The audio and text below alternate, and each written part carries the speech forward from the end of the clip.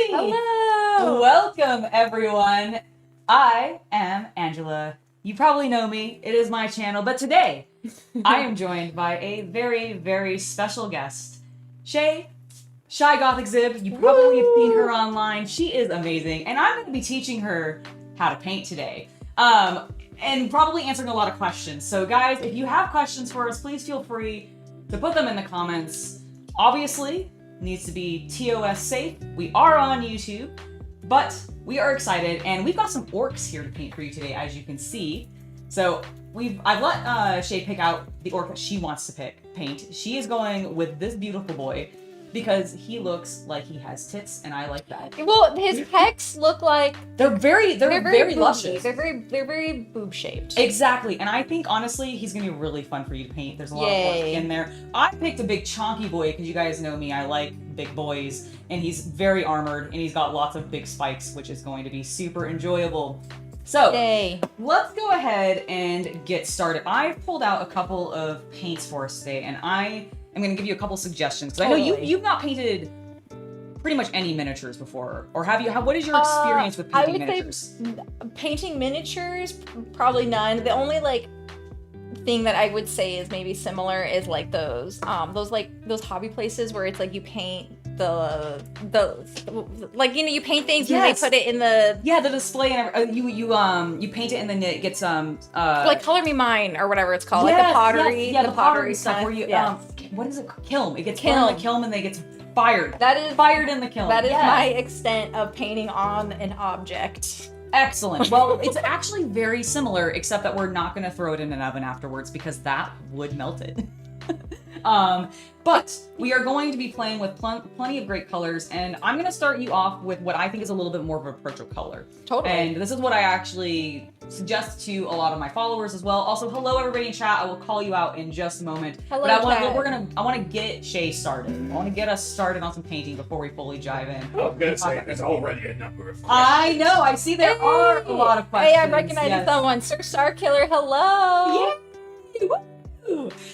So I'm gonna have you work with contrast colors today. These are, if you've ever worked with watercolor or seen watercolors in like art and everything, it's gonna be very similar. They're very fluid. They're not going to be as thick as your normal paints. So it is gonna probably feel a little bit different from what you've done with the ceramics, but I think you're gonna jump onto it very nicely. And the reason that we primed these the way we did, because you kind of noticed that there's a little bit of like a gray undertone and then we've got the white on top. Totally. So the reason we did that is to give us a little bit more volume and depth. Exactly. And these contrast colors are going to work really well with this particular highlighting technique. So I will admit, I did watch a couple of your videos to prepare for this moment. Oh, that's so exciting. I'm very excited. Well, good. Then you're already probably going to be...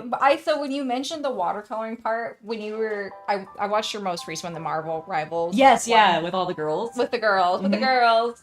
And I did notice that it looked very liquidy, and I was just like, how are you so precise with the tiny details of it looking so liquidy? So the benefit of this paint is it kind of just flows into those crevices and those details that they beautifully sculpted in there for us. Okay. And it does all the work for you. Gotcha. It's really, really nice. So I picked out a couple greens to put on the table first because I figured we'd start with the skin. Do you have a preference for like what color orc you want to go with? Like, do you I'm definitely more of like an olivey orc than like a true green. Excellent. Orc. Then, so we've got a couple different options. This is going to be a really, really pale green color tone. So it's going to be like, this is almost the sage color tone. It's like this very soft green. This is going to be a little bit more of a yellow green. Okay. He's just gonna vortex mix them for us. And then this one is the one that I actually use the most. It's the same color. Actually, I have an example. Let me grab it. I'm storing medicine. So this color is gonna be this one. Okay. So that is that color dry with like just a single layer. This one, which is a little bit more apple green, is this one. Oh, okay. And then if you wanted more of the olive, you could either do that one, or actually, if you want a darker olive, we could do militarum green, which is more of a...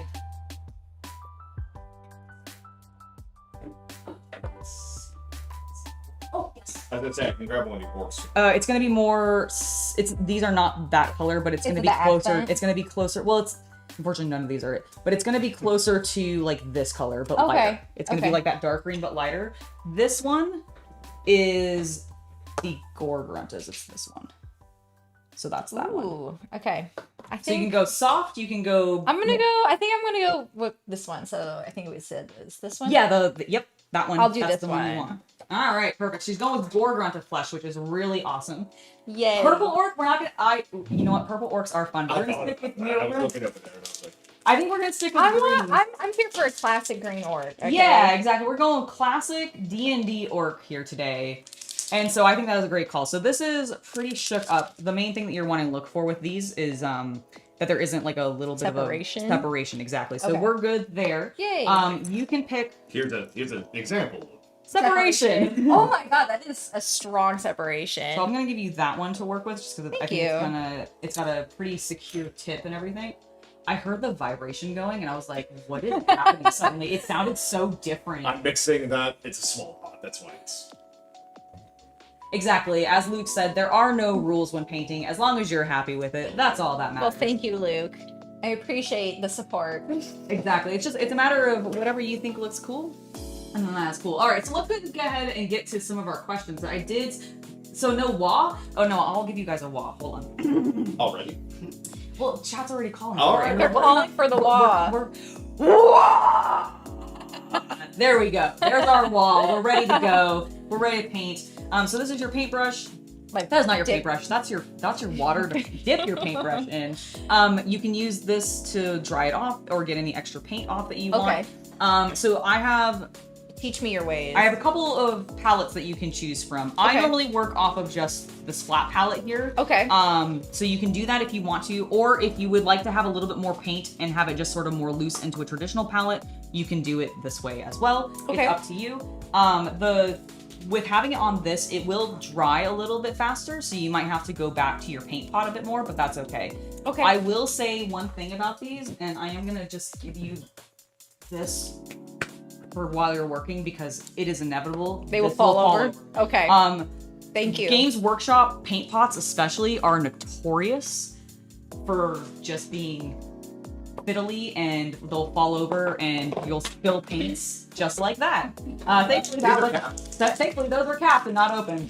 Okay, so how wet do I want the brush to be wet? So I recommend getting the brush a little bit wet and then dabbing it off, but you do want it to be pre-wet. kind of like water. Exactly. Okay. Exactly Okay, like got it. watercolors. Got it, And got really, it. you want your brush to be wet when you're using acrylics too. And then, so one of the benefits is, and you can actually just leave your sort of pot open like that. It will not dry fully out. So I just get a little dollop onto my brush and I put it over into my palette so that I can get some of the excess off. Because you don't want it. You want your brush to be loaded with paint, but you not don't want to like be overloaded overloaded. with paint. Exactly.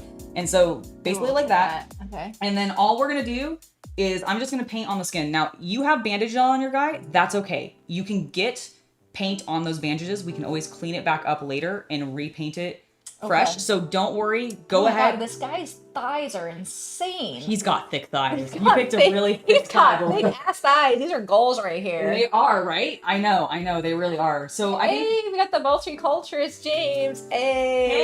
hey, yeah, Goth Girls painting. Heck yeah. That is our goal. So yeah, we're gonna go ahead and basically you can start wherever you like. I would actually probably recommend Back maybe area. starting on the back and then working your way there, or starting on the legs and working your way up. It really doesn't matter. Okay. But really just, you wanna just take the brush and gently just guide that paint along. You don't have to press super hard to get the paint to transfer. No, it's fine. Everything's going fine. Yeah, you're doing great. You're doing great. So we've had a few people in the chat ask very similar questions, but Yes, please, please. the summary of it is, Shea, how familiar are you with Warhammer? Honestly, not crazy familiar. If anyone is in the chat who like comes to my streams or just knows my content, ShyMod, also known as Daddy Dom Seth, he is all of my Warhammer knowledge is from him. I personally do not. He does punish. He does punish me. As is the traditional way. It's not. I wouldn't say it's a punishment. It's just I'm not an active participant. I am a I'm bystander actually who not very listens to others talk about it. I'm not very knowledgeable myself. So. Well, he likes very specific things in that world. I think he's like, it's not. Oh, I get that completely. Like, honestly, there's so many things. Like, it's an overwhelming amount of stuff in that world that you do kind of start to have to pick and choose, like, which ones you're going to care about most. Because otherwise, if you try to absorb literally everything, you will just explode. Or have no life. That'll be all you do. The multiculturalist James recommends Space King for her. Oh, yes. Space King is good. Is there... How many episodes are that? There's only the 2. Okay, I was gonna say, think I was the like, third is coming this summer, I think. Got it. I was gonna say, because I know there's... The last I had seen, there were 2 episodes. What's that? So, Space King is a parody series done by, The Flash... Yeah, the Flash It's Kids. animated? It's animated, I've yes. seen something that's the hate mace enema or whatever. Yes, hate monger, yes, and his hate mace, yes, exactly. Yeah, you know exactly what it is. Yeah, it's a really hilarious parody. The people who made it are avid. Oops. For it. No, you don't. There is no oops. It's okay. Oops. Happy accidents. It's the happy accidents. There you go, Bob Ross. Yeah, exactly. We're channeling Bob Ross here. There are no oopses. We're all it's happy accidents of color just going everywhere. See, and like you can tell, I'm not being super clean. I'm getting it all over the spikes. I've got it onto some of the, bandages and stuff. I've covered some bandages here. So don't worry.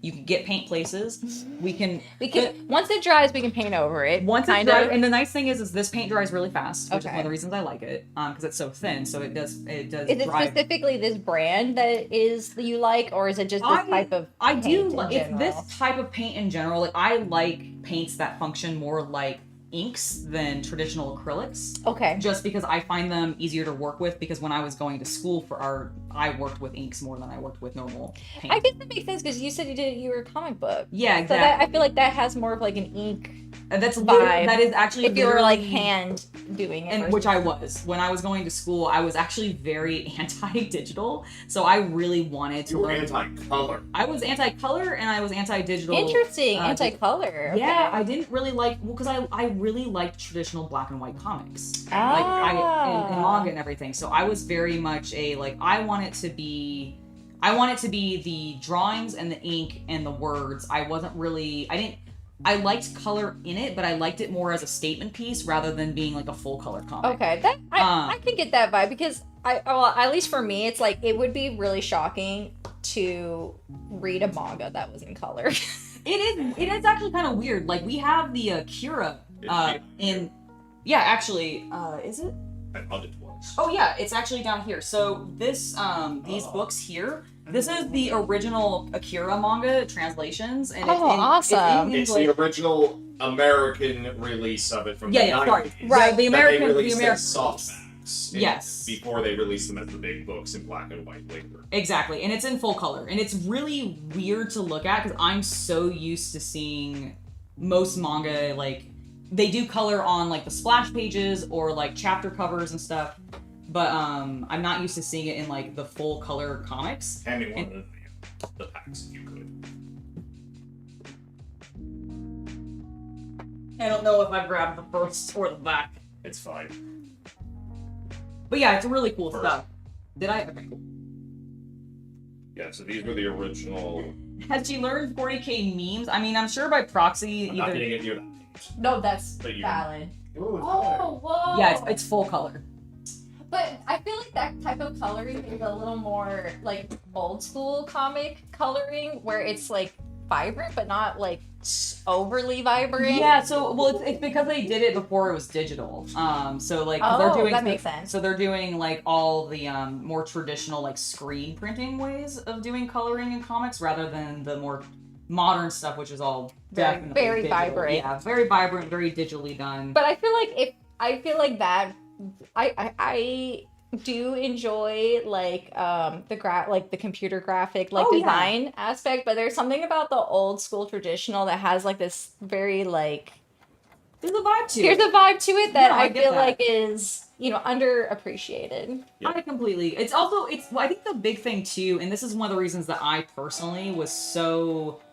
I wanted to hold on to the traditional mediums as much as I could, and this is why I sort of felt that way, is because I was in school when digital was really kind of up and coming in comics, especially. Like, it was becoming really big and new. Everybody was transitioning over to doing digital inks, digital coloring, digital everything. Like, they were drawing it. My anti-digital philosophy and why I had that back then. So I really focused on doing the black and white art, which is why it's funny now, like, everything I do is like insanely vibrantly colored. Yeah. Like, I love color now, but back in the day I was like, ew, everything will be black and white. That is all that it will be. You're Actually, like, I I'm a realized- traditionalist. Looking in the book, those books are from '88, That, damn. which would make sense being because Akira was originally in '84. That's true, yeah. In Japan, so they Okay. did it early. Yeah. Would you say this shoulder is exposed, or would you say this shoulder has bandage? No, that shoulder's definitely exposed. Okay, Yeah. I was getting. I think I the was getting a little bandaging is confused. mostly just on, I think he's got it mostly across his chest, and then there's like, He's got like some arm bands. I there think. are a little bit, I think, like maybe one on the shoulder, but this shoulder looks Yeah, really clear. yeah, to I me. was like, this This one- is the one that has the band, I think, because that's Yeah, I think yeah. the loop that's keeping it all up and stable on his chest.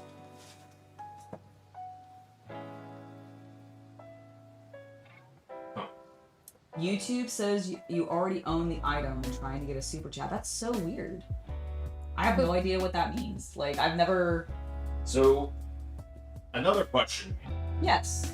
was actually a comment was Steve Tar II says that you start Delicious in Dungeon and you become addicted. Oh my god, it's so good. I'm really glad you went ahead and found it and I started watching it because I love Delicious in Dungeon. Nice. Have you watched it? No, I haven't watched it yet. Oh my gosh. Okay, it's. Are you familiar with it? at I all? am familiar. Okay. I love Delicious in Dungeon so much. It's so good. Since you guys are into D&D, I think you'll really like it because it is basically them going on a D&D adventure essentially, but cooking delicious food out of the monsters they're killing Yeah. the entire time. So, But it's actually got a really There is a good plot, there's a- actually. yeah, like it sounds very slice of life, like, oh, it's just a cooking show, etc. It's not. There's actually like a legitimate full-on plot that's happening that involves like multiple like the elves versus the dwarves versus the gnomes versus the humans. Like it's there's a lot of complexity actually in it. The world is really well built, but oh my god, the cooking is so good. my cousin is also super into anime. Nice. And so I just spent the weekend hanging out with them, and so them and their partner were like, that was one of the ones they were recommending, and I'm like, okay, fine. Yeah, no, Delicious. I guess I'll also watch it. recommend Delicious in Dungeon. I've also been completely obsessed right now. We just watched the most recent episode that came out for it, but it is a adorable baseball anime. Like, Ooh, the little I slice of life. kind of love sports anime, even though I'm not into sports at all. There's something about sports anime that The thing hits is, though, different. Like, it does, but this one's different because it's not focusing on the sports Action. side of it.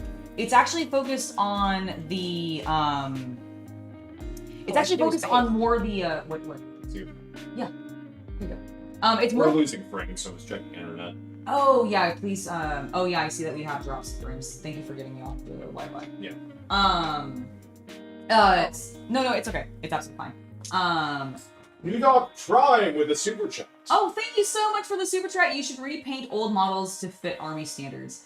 Should you repaint? Oh, should you repaint old models to fit army standards? I mean, only if you're wanting them to fit your existing army standards and you're wanting to add those models to it. But personally, I don't. Like, I have an entire collection of Blood Angels where they are so many different shades of red. They're all so many different shades of red because I was experimenting and I was like, do I like this red? And then I did like 10 of them in that color, and then I tried it a little bit of a different way with like, I've done different priming techniques. Like, so I really think that unless this is your thing, if that's what you want to do, I don't think repaints are necessarily like a must. I think they're if that's what you want to do. Have I ever repainted a model? Okay, this is some. I don't think I've ever repainted a model that I painted in the past. Have you ever like gotten the same model again to paint it like again? That I've definitely done in the sense that like, well, not in a deliberate sense. I have, because of the way that Warhammer 40k figures end up like the armies end up getting built, like you end up having repeats of the same Totally. model because you end up having like 20 of the same. Right, because there was literally 2 of these guys. Exactly. So you can have repeats of the same. So in that sense, yes, but I don't think there's one kit I have bought because I fucked it up and I need to redo it, but it was because I fucked up the build stage, not the paint stage. Oh, I mean, that's valid. It was an expensive fuck up though. So I was building the Sister of Battle model, which is like this. It was specifically not the Repentia. What is the name of that unit? What's the name of the unit? The big sister unit that I ended up fucking up and having to buy like a whole new kit for. You remember? The war suits. The war suits, yeah. Like I can't remember what the war suit is called now.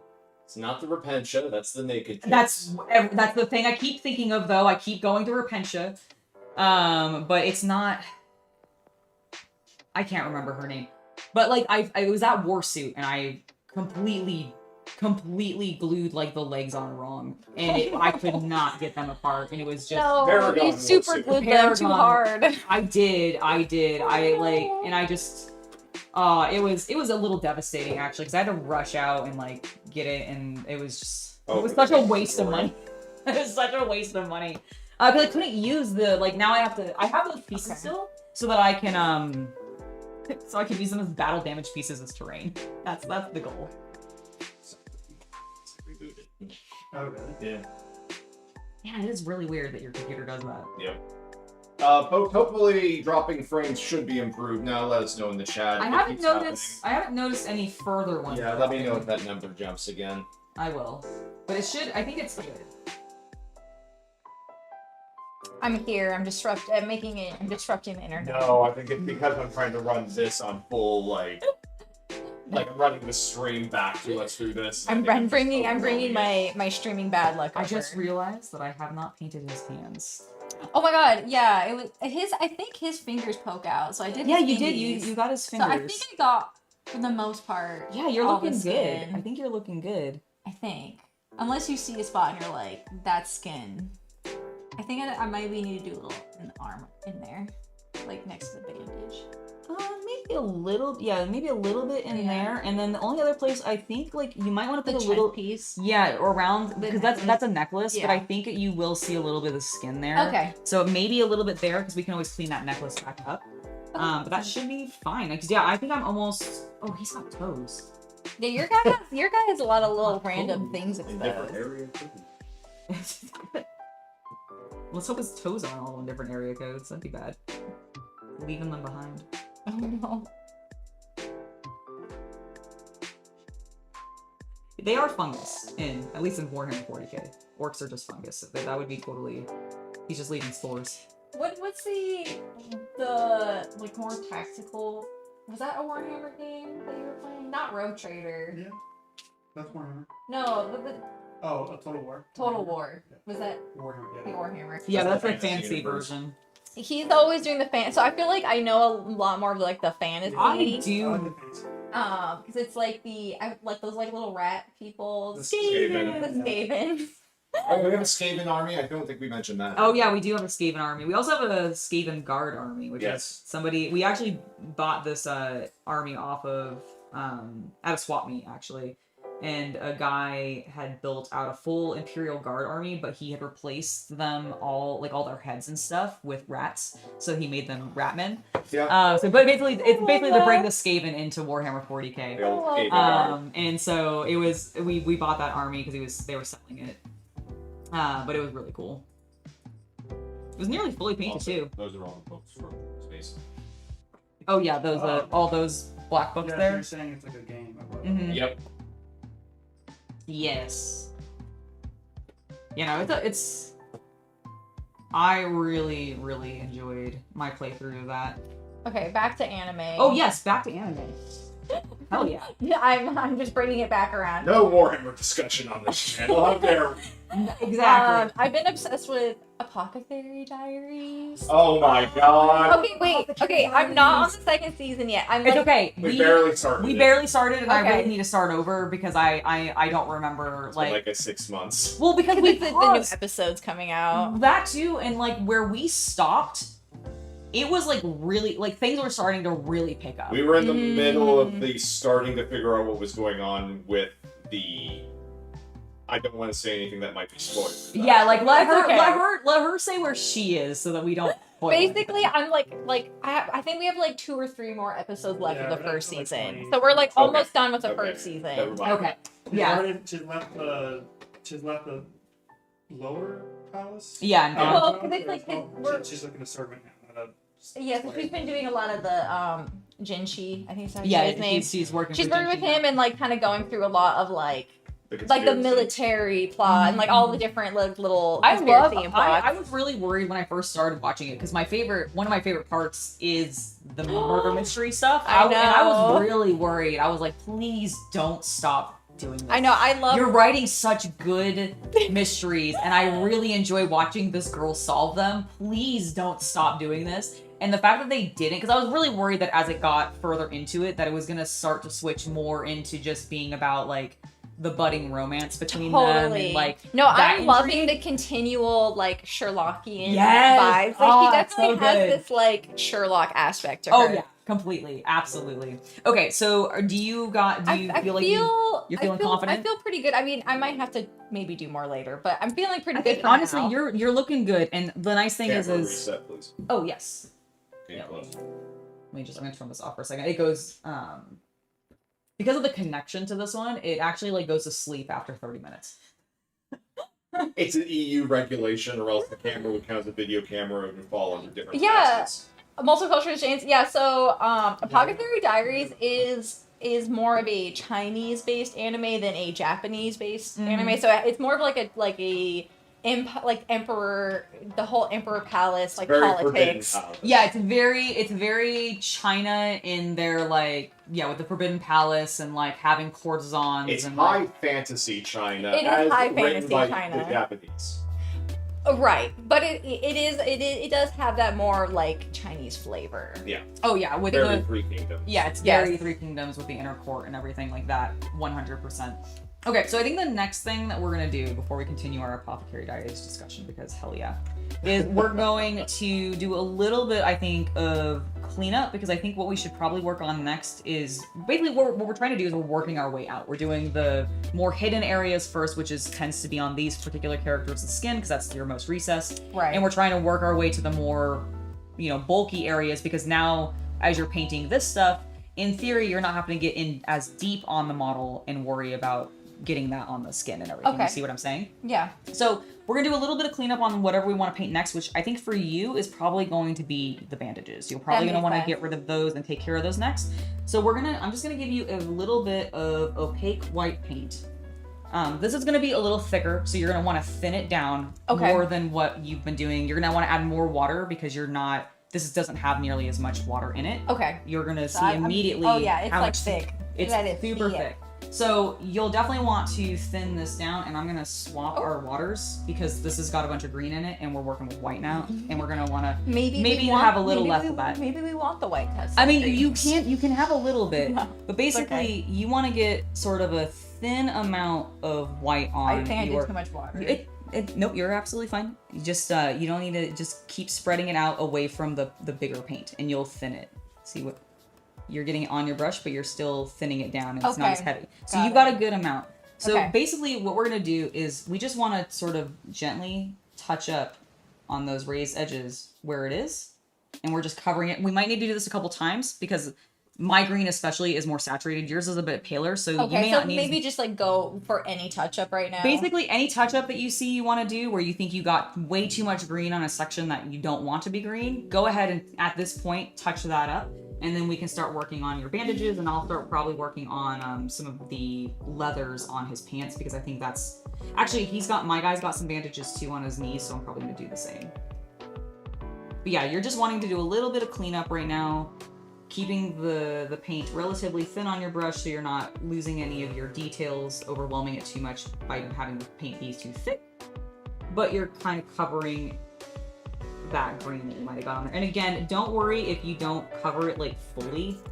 The nice thing about these colors is they're so saturated and they're so pigmented that unless it's a really, really dark color, more than likely going underneath a light color, like let's say you painted with black and you need to clean it up and you're putting a yellow over top of it, more than likely you won't have to worry about seeing that color beneath it unless it's really, really dark and you're using a light color on top.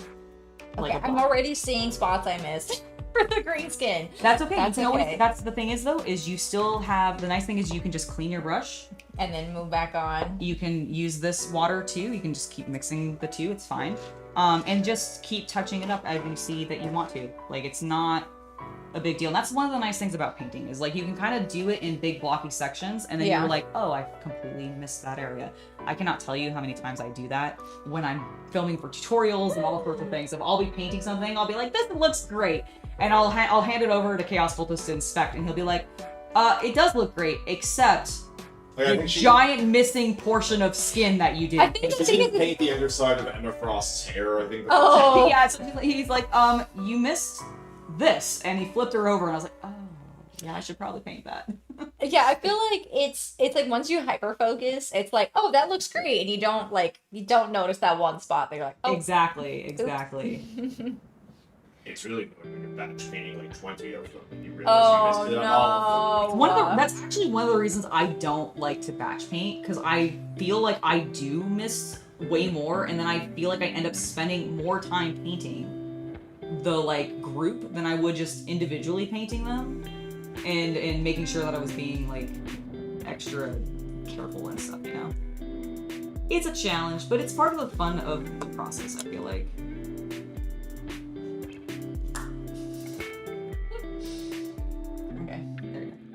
Oh yeah, yes, absolutely. Feel free to get your paint back out. Coming back to the. it's gonna bother me if I don't. That's why I do these steps in between of cleanup. Like I do it actually more often than I probably even need to because it helps me refocus my eyes to see the things that I missed. So like, don't feel bad about it at all. Yeah, like this little corner needs to. Well, thank you. Yeah, we've had this Canon M50 for a while. It's quite nice. It's been... Actually, I think it's like one of the first cameras we got for YouTube. Yes, it was. Yeah, we've had this thing for ages now, huh? Oh my gosh, it sucks that it like goes to sleep on you though. It does, but it's not normally too bad, because like, I'll end up... Anybody who's a regular in my streams knows that I generally get very distracted by chat and end up not doing painting as much as I do talking. Oh my gosh, that's me with my streams. I'm like trying to game and then I end up just chatting with everyone and I'm like, okay. I've gotten a little bit better about it when I do my game I think you game streams. pretty well. You beat Rogue Trade. It's true. That's fair. And I had to read all. That's because I was ignoring chat because I had to read all of the dialogue in Rogue Trader. Oh, Well, okay, you're right. I had half of the dialogue because you read the other. Oh, I read nice. like a bit. He took a couple of characters for me. 'Cause I was just like, I can't do. There's like 400 characters in this. That's an example. Yeah, I am a space bull. I will kill the enemies of the Allfather, yeah. It's so not over. Yeah, it is. It is now. I know it is now. Canonically, for my chat, it is. He is the Swedish. I love I that. am Danish. How dare you? I know, but you say it like I feel like it was definitely done. I do not come in here talking, I'm not Swedish. Okay, fine. Danish. There's a difference. Very well, very well. You're right. Yeah, Michael, I have the same thing. I don't think the M50 goes above 1080p for Yeah, video. I don't think it does either. Or if it does, it's like terrible frame rate. Yeah, I've never tried it. We've been using this thing a lot more for a lot of our recording, actually. The one that we're Well, not for the paintings. not for the paintings, but for like doing pretty much all of our other. Everybody's using DJ. Yeah, I was gonna say, I felt like, I mean, I don't have one, but I've done like a couple like collabs like earlier this year and like late last year, and I was like, why does everyone have this camera now? Like, I'm eating out. Because it comes with that microphone and it works really well. This microphone is like the best microphone I've ever used for its price, and the only like my only complaint with DJI is its connectivity to its app. Like that is. But the fact that it even has them. Yes, no, it is great. Like, don't get me wrong. I am genuinely not complaining. Absolutely love the camera. It has been insanely good for us, both for filming for YouTube, for OnlyFans, for all that kind of stuff. It's been great for all of it. But I wish that every time I went to go check my footage in the app, it didn't reset my bloody camera. Because every time you do it, you go back in and if you want to check any videos, it will, like, if you go back to it being recording, like, mode, it will just, like, the camera will reset itself and it does not hold its position. And I'm just like, please. Oh, I just want you to hold your position when I go and check. Because, like, I'll be... Because you can control it via your phone for playing photos and all that. But then if you, on your phone app, go to gallery, the little camera will just snap to default. Oh, and so it'll lose whatever position you had it in. And when I'm doing, like, green screen recording, where I want to check all of the dialogue that I just read. Oh, no. You have to reset and it. I have to reset it. It's not that big of a deal. It's a little annoying, though. But it's just so tedious. Yeah, like, it's not that it's hard, it's just tedious. No, that... I hate that. I also completely missed a green section, so you're fine. We both did it. I mean, it's because it's like you see all the details, and then it's like once... Oh, it's super, like, it's when you're looking at a miniature, like, especially if it's primed in a non-zenithal and it's just like a flat color, I genuinely can't see some of the details that I need to end up eventually painting until I start getting other colors on it, because my brain just sees so many lines and just like shades that it just can't focus on it well. I think there's like, I know there's a term for it when you like start getting sort of cross-eyed when you're looking like really close to something. Yes. A coworker of mine actually had it. It's one of the reasons he didn't paint miniatures much, because it was actually like a really... Like his eyes would just... he could not focus. He could not focus that close to his like face, I guess. Like it really caused him to go cross-eyed, and he wouldn't be able to stay looking at the thing he was trying to paint. His eyes would start just like looking everywhere else. So a little like, I get that happens, and I'm glad that I don't suffer from it too much, but I do understand sometimes, because like if I am staring at one area for too long, I will just start to be like, I can't see what I'm painting anymore. You just lost all meaning. Everything is lost meaning. I need to take a break. I just need to take a break. Do I want to do your spikes in my bone, or do I want to do them in yellow? You know what? I'm sure I could keep cleaning it up, but I just... No, I think you're. I don't know. No, I think you're good. I think skill level wise, I think you're ready. Like, I'm looking at what you did, and you look clean enough that I think you can start moving on to your next stuff. So, yay. I'm gonna suggest can you get the Seraphim Sepia, please? So, this is gonna be actually even thinner than the ones you were using previously. Oh my goodness. Because this is a wash rather than a contrast color, so this is less pigmented, but this is a really good color for cloths and bandages. So I'm going to recommend it for your okay. Fun. For your wraps and everything. So you can use the one that we did the white in, because it's a thin enough color. So I'm just going to get some out on the palette for you, so you see how it's really, really extra thin. You may end up wanting to do 2 layers of this. Okay. If you want to let it dry and then do a second layer if you want to, but you don't have to. Does it come out as like this, like a really like light? It's gonna brown? be it's gonna be like like it's gonna be it's fine. This is my test color. See how very thin it is? No, he doesn't. This is literally that's why he's got all Okay, that's fair. These guys do matter.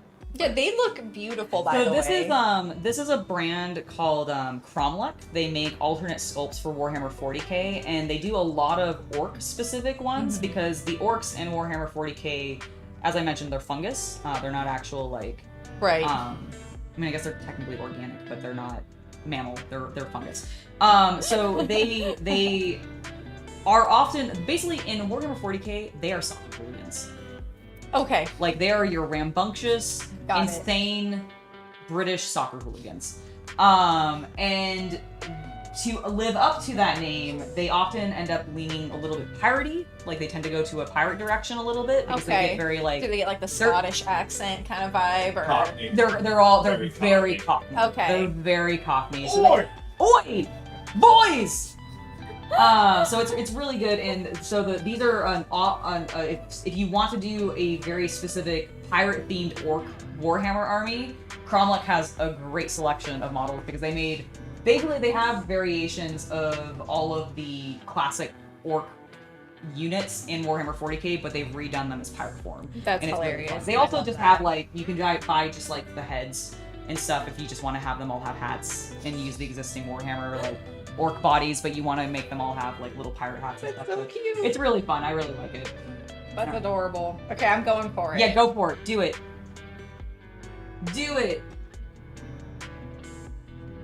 No. Painting can make your eyes go a little bit blurry. So if you've ever experienced that, it is not. I mean, it could just. I think it's just like some people just like focusing on like a little detail. Yeah, and thing. if you start staring at it for too long, you can just basically unfocus, and it gets really hard to start getting your I eyes. remember a really coach focused. who told me this was more about computers, but I think it still applies. Mhm. Of every 20 minutes, it's good to take your eyes and focus on something that's like 30 feet plus away, Yeah. just to make your eyes like literally flex the opposite direction. Exactly, because I think that's what happens is you are just using your like nearsightedness more than, or your farsightedness, I guess, than your nearsightedness for like too long, and it just makes your eyes like way out. I think it's the opposite, yes. Is it? I Well, thought you need use your nearsighted to look at things near. no nearsighted. Means I look at things near. I'm nearsighted. I wear glasses because I can see things up close because I'm nearsighted. Oh, okay. Like as in like you need to wear glasses to see things far away. Yes. Yeah. Okay. I thought. Let's see if I'm really wrong, but maybe I'm probably wrong. I'm probably wrong. I wear glasses and I don't know. So. I wear glasses too, and I don't know either. I'm like I thought. Am I nearsighted? So am I nearsighted? I believe so. I believe you're nearsighted. Okay. Because I think it's what you see is the sight that you are. So you could be Oh, farsighted I as in see you what you're see saying. far away. Got it. I think I was saying it correctly then, but I was misunderstanding what I was saying correctly. Yeah, nearsightedness makes far away objects appear blurry. Got it. You can't see 6 inches past your nose without glasses. Got it. So not to like drop some lore, but when I was a kid, I had to do eye therapy, and we learned a lot of stuff like that. Because I had like a lot of one of my eyes like had a harder time focusing, and so I had got to it. do a lot of eye therapy to get my like eye to be a better eyeball. to do it to function better. to read. I know. I get that. I think. So there was a lot of like, okay, now relax your eye, like give your eyes a break. This is part of your problem that you're No. having. Yeah. I wonder if sometimes I have that problem because like I definitely. I think sometimes you do need to like rest your eyeballs. I think Yeah. so too because When like you have like 5-hour painting session. Oh, and you yeah, don't no, break. 100%. It's like you gotta give your eyes. Your eyes are like anything else in your body. It's like you can't just spend 5 hours doing something. Like it needs. True, and then I go and stare at the computer screen too afterwards. Oh my god, yeah. I'm gonna Exactly. take a break. I'm gonna play Oblivion. I'm gonna take a break by playing Oblivion and straining my eyes even more. Oh no, I now understand what this is. This was also a part I did with skin. Okay, it's fine. That's what I mean is like until you start getting color on things, I sometimes don't realize what I'm actually looking at on the model because they end up getting like sometimes they get really busy. But yeah, no, if you end up finding a thing like that, again, you can just go back and do more skin later. The benefit of getting the skin done early is just because it is the more recessed area, so you it gives you something large to blanket color to start giving your eyes something to then allow you to see those details because you've already got that one thing. That's what it does for me, at least when I get the like that first layer of color on, whether it's the skin or a big portion of the costume or something. It just gives my like brain the ability to see all of the other details on the model suddenly. I think it's because they're not all the same color anymore. Because when it's just primed and it's all one color, especially if you don't do like a zenithal or something, you just do a flat prime color, especially if it's white or black, it's so dark or bright that you just don't see the details because you've got a bright light shining on it, and it's either getting all absorbed by the black paint or reflected back at you, blinding you on a super saturated white painted mini. I think curse me for using this very saturated green. It's a good green. It is no, it's a great green, but it does take a little bit of time to cover up. Too bright. Which white are you using? I'm using Army Painter. I don't like to use Duncan for cleanup No, because it's Duncan. His paint's too good for that. Can Shea do some base texturing? I don't know if we'll get to base texturing today, but maybe down the line we can have her come back and do something like that if she ends up finding that she really likes doing miniature painting. I mean, this is really fun so far. I'm enjoying it. I'm excited because she brought over. Haven't thank you so much for the 16 months as a YouTube member. Oh, hell yeah, great. let's go. Woo! Heck yeah, absolutely worth every dollar you spent. UNCC are by far the best ever. Hello, Shea. Thank you. Follow you on X. Nice. And two absolutely beautiful ladies. Well, thank you for painting. the follow. Yay. I appreciate it. That's And also, congratulations on being such an excellent member. 16 months. Thank you. Very much appreciate it. Very glad to have you part of our community. It's always lovely to see your comments and engagement, so thank you for that. All right, I'm gonna go ahead and grab some of this paint myself. Boop, boop, boop, boop. I'll start doing some of my bandages. Oops, whatever. I keep But forgetting what water. Oh, it doesn't. It honestly doesn't matter. It really I keep doesn't. being like, wait. Okay. Going back in with the green slightly, everyone. I have found One area that needs I it. found an area that needs it. I thought it was the bandage, but now looking at it, I'm like, oh, I don't think it was all bandage. I think Might have been a little. that sliver, I think, is technically not bandage. Whoops. There we go. Yeah, it's looking good.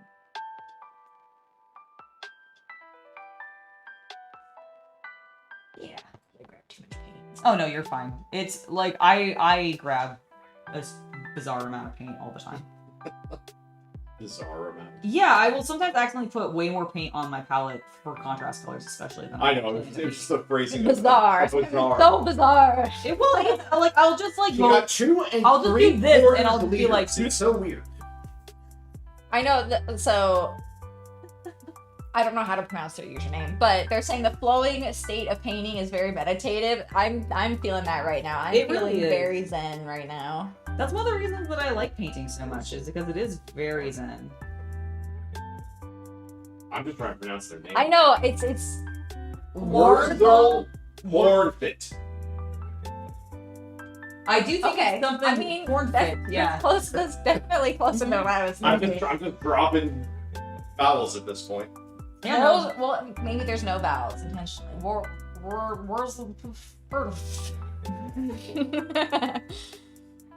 It's okay. I never pronounce anybody's usernames correctly, so it's fine. I think I've butchered like 90% of people's usernames, unless they have like a really like Luke. I mean, that's I pretty. won't be able to. I can't butcher that. That one's pretty easy. I'm not gonna walk in here. Have Call been him pretty. Try the company mispronounced Luke. Lucky. Yeah, lucky would be like, but I feel like that's still not gonna happen because it's such a like I know that's a different I word. know. Like that's an actual like easy word too. I know the meaning of that one. Oh my gosh, probably my funniest mispronunciation of a name on stream was their name was Runic Hickory, but it was my first time me seeing it, and the way it was spelled out, I was like runny Chicory. That's great. And then I was like, oh wait, Runic Hickory makes way more sense. That's okay. I think I don't remember. There was one in particular that I completely butchered, and it was I don't remember what it was. I don't know if they're in chat. I haven't seen their name pop in specifically, but I also haven't like super closely caught everybody's comments, so I know the chat was zooming when we first started. Yeah, It no, was they hard were to they keep were track. they were going. It's really nice to see you guys so excited and ready to hang out with us. I really appreciate it. And we hope to do more collabs, Yeah, definitely. both of this variety and the not safe variety. Ooh. Ooh. So if you're interested in that, you can find both of our link trees in the description, especially if you want to follow my beautiful friend here. Please do. Please go follow her. She's amazing. And I don't know if anyone is in here for me. I mean, I know I saw James earlier, but if anyone is here for me, also make sure to subscribe while you're watching this stream. Yeah. We actually, to be fair, I do think people have been, because I noticed when I was getting my ads out, which I think I posted all of them. Yes, I did. Sorry, panicking for a second. I was like, did I do all of them? Panic. I did. I did notice that we were up to, because I think like yesterday we were at like 62.2 or something, and I think we're at 62.3 or something now, or whatever. Is that right? Are we? I don't know. We're at 65.3. That's okay. Sorry, the 6.2 was the wrong. I just know that we were previously at 0.2 and now we're at 0.3, and I thought that was hell really, yeah. really exciting. No, it's always exciting to see the number jump up. It's like, yes. Exactly. I think you were talking to Adam once, and he commented on the terrible relationship we have with the confetti. Oh yes, the confetti. The first of 10 videos. Oh yes. We do have a kind of a relationship actually with that. For those who don't know what we're referencing, YouTube on the back end for YouTubers tells you how your video is performing. And if your video is performing better than your last 9 videos, you get a little confetti shout. Oh, fun. But if it's not, then you get nothing, and it's really Nothing. sad, and then they tell you your video is not performing as well as usual, and it's like, okay, thank you, they YouTube. do sad confetti instead. Dude, I would be fine with that. I would be fine with sad confetti. I would be fine with any sort of indicator that is not just them going, your video is not performing as well as your other ones. I'm like, yeah, I can tell. Thank you. Thanks, YouTube. I don't need your reinforcement of the fact that no one wants to watch this video. Appreciate you, jerk. I think that I do legitimately feel like that is what most YouTubers, like, even if they don't say it out loud, Yeah, or, it's like I don't need the or publicly, they sit there and go, thanks YouTube, I didn't need this information, I could tell that already. I know. It's like you don't need to rub it in. You don't need to rub it in my face. Thanks, friend.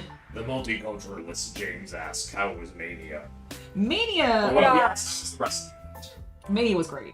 I'm gonna assume he means Mania, and it was amazing. I, honestly, first time actually watching any kind of event of that type, and it was actually a really fun watch. I had such a great time. Absolutely. And then, admittedly, like both of you adding to the lore really like added a lot to it for me. Like if I didn't have the lore, it would still be fun, but like having all the lore that you guys were dumping on us was like, okay, I'm understanding the weaves of things that are happening right The now. last month of pro wrestling has been a lot of, why didn't The Rock show up? Oh, Yeah, I so believe it. so everybody was talking, like everybody loved the Mania that you guys came over and watched, except for that main event. I am sorry, that main The event main thing was a little sad, admittedly. was just weird. We put on our friends who do live reactions to it because they're pro wrestling YouTubers, and so that's what they do.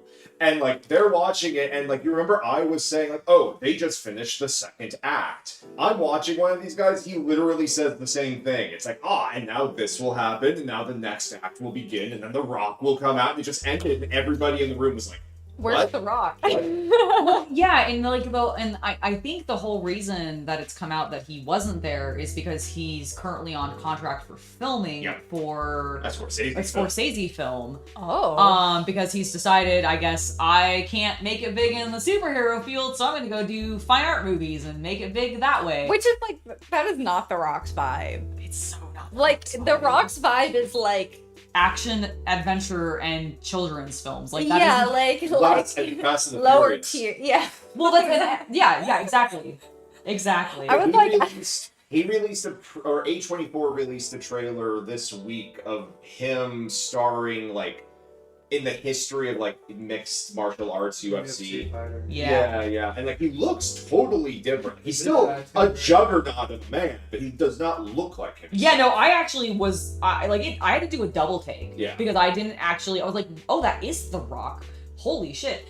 So yeah, I think the whole reason he wasn't at Mania is because there was a point where he had done some pro wrestling, but also had been filming, I don't remember for what. During the filming of Hercules, That's right. he performed a wrestling match at Mania. This was like in the 2011, 2010, whenever that movie was being made. And he got hernia during his match. Ooh. Which And took it him out of delayed- filming. And it delayed filming by Oof. 18 months. So now, Ouchie. So they no don't- one will let him wrestle anymore. yeah, no one will let him wrestle while he's on contract to do Hollywood stuff. So I think because he had like started to do that Scorsese film, he was on contract and couldn't go do wrestling things. Oh my So they god. ended up not having him at Mania, which like is just so weird because they were building it up so much for him to show up. Like when what's his face, the rapper came out.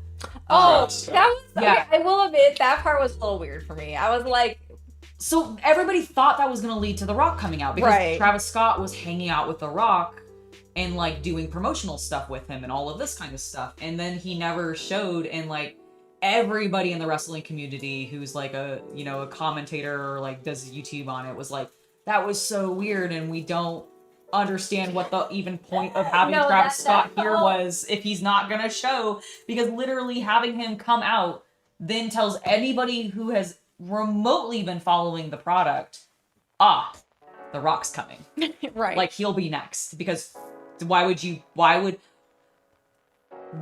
have your champion pro wrestler, your current belt holder, get distracted and lose to a non-wrestler? no, that was pretty That wild. was what bothered me about it. That the was most. pretty wild. Was that like Travis Scott came down, did all this distraction, isn't even a pro wrestler, and beat their babyface, I'm a legacy pro wrestler, my dad did this, my brother has done this, and I'm doing it. And I'm doing this for my dad. Wrestler, get distracted and end up losing. No, that was because pretty. of Travis That Scott. was This pretty is so wild. weird. That was pretty wild. Yes, these are the Epic Encounter miniatures. Yes, if you're wondering what,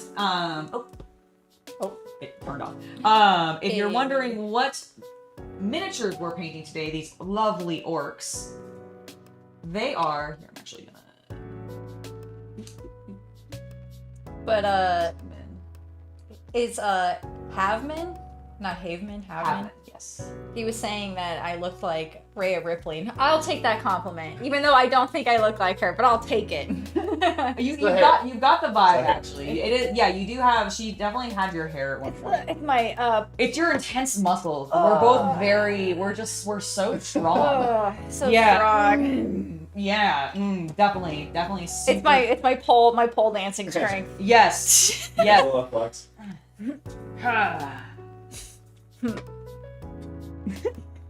Perfect. Yes, it's our pole dancing strength, and here you go. Oh, thank you. Show that. No, it's looking really good. You're doing a great job. Okay, so how are you feeling? Do you feel like you've got your skin done? You feel like you got your? all the bandagey type. Yeah. No, it looks good. Yes. Oh, are we at a break time? Yes. Oh yeah, it is 3 o'clock already. Wow. Excellent. All right, guys, we are going to take a quick 10-minute break. We're going to be able to stretch our legs and everything, and we'll be back very Stretch our shortly. eyeballs. Stretch our eyeballs. Stop staring at very close things for a moment. And we'll be back shortly, about 5-10 minutes, and we'll continue.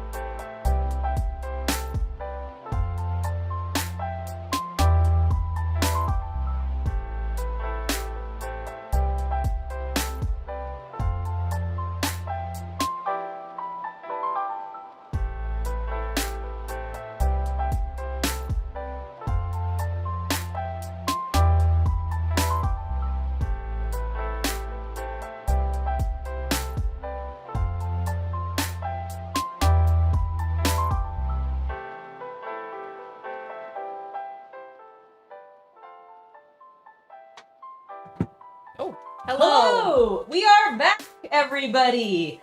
It is lovely to see you all. Thank you for hanging out with us. Stacking Limit, it's lovely to see you in chat.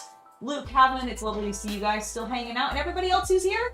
Hello. Anybody else who's lurking or chatting whose names I can't currently see on screen because I have a limited window? Hello! It is lovely to see you all. You're all wonderful. We're gonna keep painting some orcs. We were actually talking about, what were we talking about just before this? Oh, we were talking about painting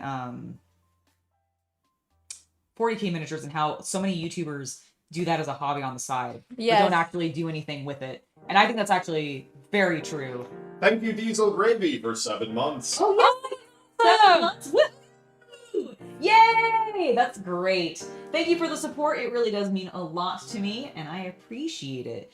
All right, so I think you're done with your bandages. You're feeling good about the skin, which looks really good. So I think you can basically pick what section of the outfit that he's wearing that you want to work on next, and we can start playing with colors. You can either keep it relatively natural and you can do something still like within brown color tones or more neutral color tones, or if you want to go bold and colorful or pick your favorite color, Oh gosh, you can do that too. Okay. So how are you feeling? So many options. So let's narrow it down. Do you want to keep him looking more like realistic leathers, or do you want to play with some color? I think I'm gonna go more, maybe a little more on the realistic side. A little more on the realistic. Okay, cool. So do you want to, so in that case, we could still act as if we had some dyed leathers. So you could do like maybe a red leather. You could do maybe a little bit more of a yellow leaning leather, or you could go with more of a true brown leather, like neutral, or you could go black. You could make him goth. Make him goth. You could. Oh god. Okay, maybe we'll do like a dark brown black. Dark brown vibe. black? Okay, excellent. In that case, I think I actually might already have the colors. So this is gonna be a nice black color that you can layer to build up if you want it to be darker, but it will come out a little bit on, it's gonna still look black, but it's going to be a little thinner, so it will have a little slight, very subtle blue-gray tone. Like a deep blue gray. Okay. But it will go black if you end up layering it or just really put it on heavy. This is going to be a really nice dark brown, sort of neutral brown. Fun. Closer to like this color tone. Ooh, okay. Or you can go with, if you want an even darker brown, you can go with Wildwood, which will be just like a darker. It's gonna have less. It's gonna be less red, and it's gonna be more true brown. Like this is gonna have a little bit more of like a reddish tint to it. That's fine. Whereas this is gonna be more neutral and have a little bit more of a chocolate like color to it. Interesting. Okay. And then the only other one that I might suggest is this is gonna be your lightest brown that you might want to use, and this is gonna be more of like a true, like genuine leather color tone. Okay, so like if you want like real leather, this would be the closer one, I would say. He kind of. Would you say this is like fur lining? I think it does look a little bit like fur lining. So what I would almost say to do is in this particular instance, I would almost break it down and do this interior section as one color, the fur lining as another color, Yeah, and then that's what I was kind of. and then I would actually do his loincloth as a totally different color. Yeah, like I would that way. A fun accent. That might be where you throw your actual, like if you want to do a splash of like a true like red or green or yellow, blue, whatever, purple and pink if you wanted. I mean, you can make it whatever you want. Like on this guy, for example, I did a really nice teal color on his clothes because I just thought it kind of went with this. It looks really cool. Like with the skin. So you can do really, anything that you want. If you want some inspiration, I did do some slightly more natural leathers on him, although on this, I actually ended up tinting it with some purple to give it a little bit of a purple color tone. So what I think I did here was I went with Fire Slayer. It was either Fire Slayer Flesh or Dark Oath. These are also a brown, but this one's gonna have a little bit of an orange tint to it. This one's gonna have a bit more of a red tint to it. And I think what I did is I think I used Dark Oath Flesh first, and then I put this lovely purple, which comes out very, very thin, over top of it, and that's how you get that slight purple hue. Okay, that's so cool. And you can layer. That's one of the reasons I like these, is because they are very pigmented but very thin coloring. You can actually layer them and still get the undertone of that first color you put on, and really shining through the transparency of the pigment.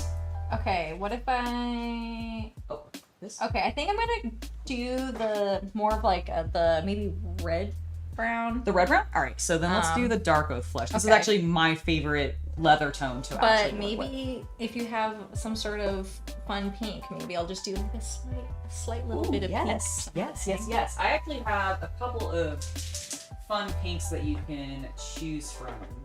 So we've got a couple different things. This is going to be obviously your most fluorescent. If you want like a really bright, vivid, like magenta pink, you can do that. This is going to be a more like neutral, like this is going to, it's literally going to be more burgundy, but it does lean on the pink side. Like it has a little bit of a pink undertone to it more than your normal burgundy. This one is called Vulpus Pink. And can you grab me the Tyranids? Oh, in the other room? Yeah, can you go grab me my Tyranids so I can show her what this color looks like? This one is the Doomfire Magenta. So that's this. Okay, that's awesome. Yeah, so that's that pink.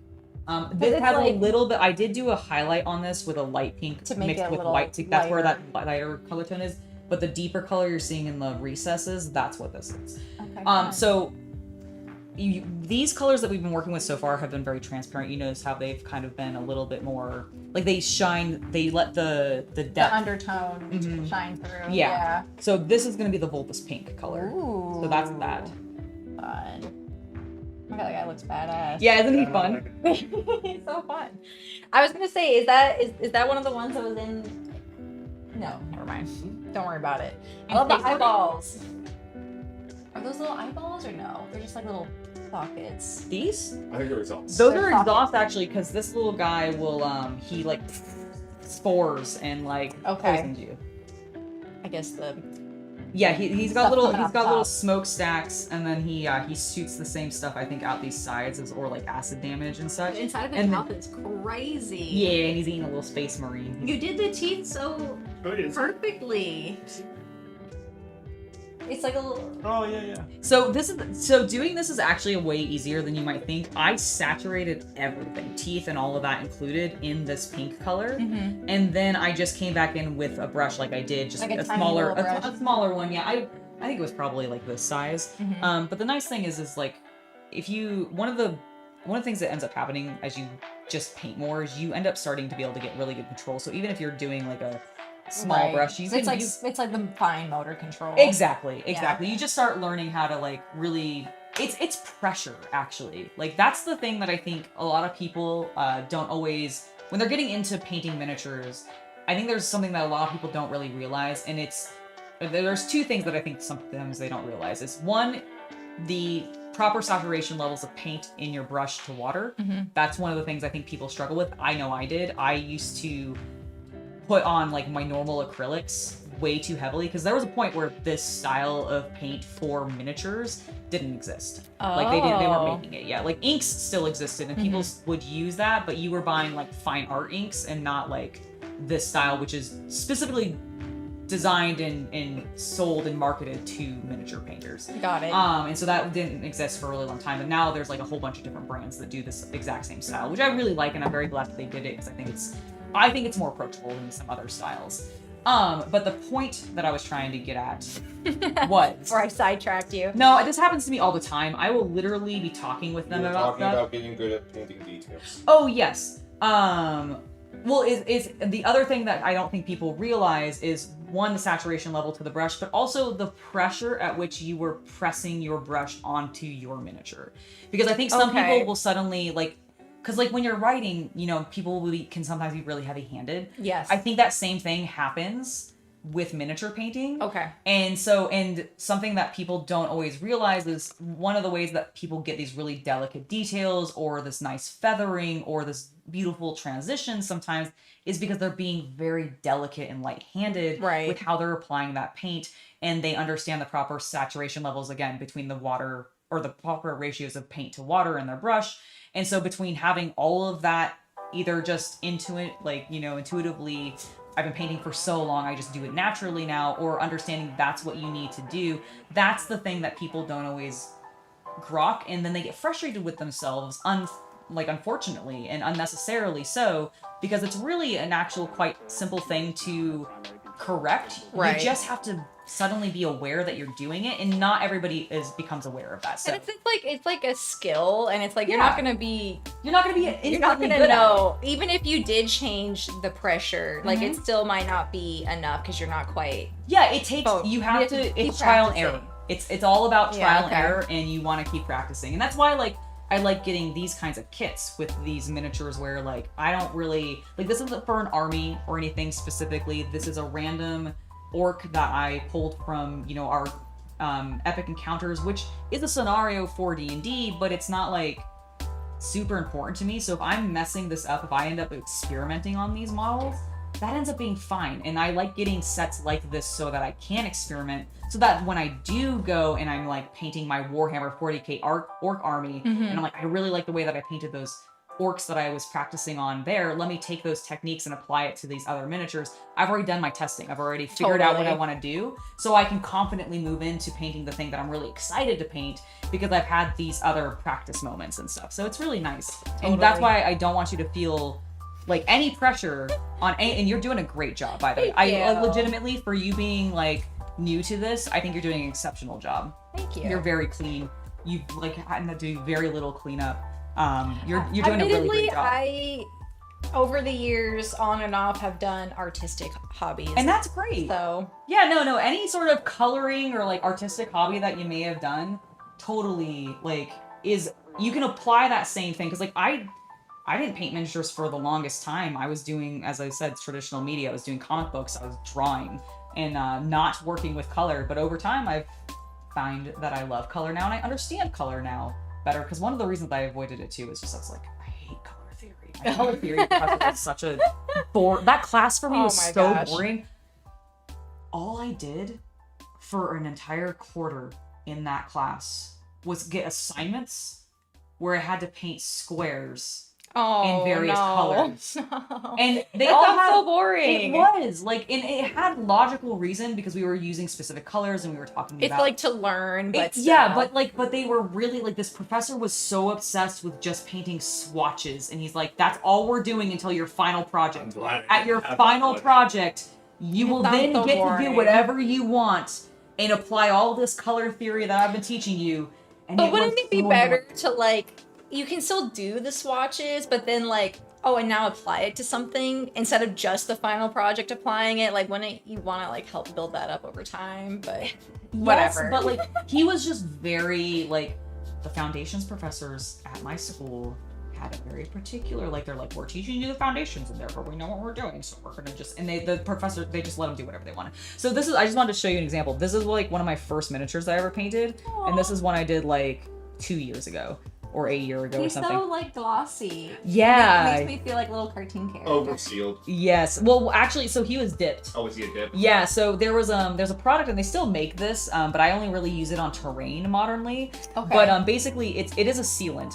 It's to help protect them so you can handle it without like the paint smearing off or anything. Ah. But basically, you would dip it inside, like basically into this container, and it darkened it, and it also like, you know, added some shading to it. But yeah, it made it really, really super shiny. But yeah, this is like one of my first ever Space Marines, and this is the Space Marine from the same chapter. So for those of you that were asking, do you Check your repaint focus. my it's fine, I'm looking at it. Would you repaint miniatures? No, I don't repaint miniatures. This is like one of my first miniatures. He's glossy as hell. I will never strip the paint off him. But you see how much more bright blue my newer guy is, even though this guy's super dark and like gritty and way more grimdark. I'm not gonna change it. I'm just gonna run them in the same army. Doesn't matter to me. Like, I am not so picky that I'm gonna care. You're gonna run that firstborn? Yeah, I'm gonna run firstborn with my Primaris, absolutely. Ignore that part. Okay, pretend like they were the same scale. I mean, I won't actually run them together because I'm not gonna run firstborn I now. was gonna say, what? But you're missing the point of the argument. Are we running veterans in 9th edition now? What's going on? Yes, we're running. That's absolutely what's happening. Okay, so you picked your color out. We're gonna shake it, make sure it's shake it. Yeah, I'm like, I might go a little crazy, and I might just, I think you maybe should. I'll make the fur the bright pink color. There Why you not? go. Or that, or Well, I'm the gonna make a nice- skirt. The nice thing is orcs do actually legit just do whatever they want because they're hooligans and they're scavengers. So like they will hodgepodge all of their like vehicles and like stuff together. They're very, very like inventive actually, which is really fun. They also succeed at everything through the power of sheer will. My hair. Oh, Luke, thank you for the message. Shay, you've got this. I've 40k'd for 30 plus years. Angela is stunning tutor. I love to see you more together.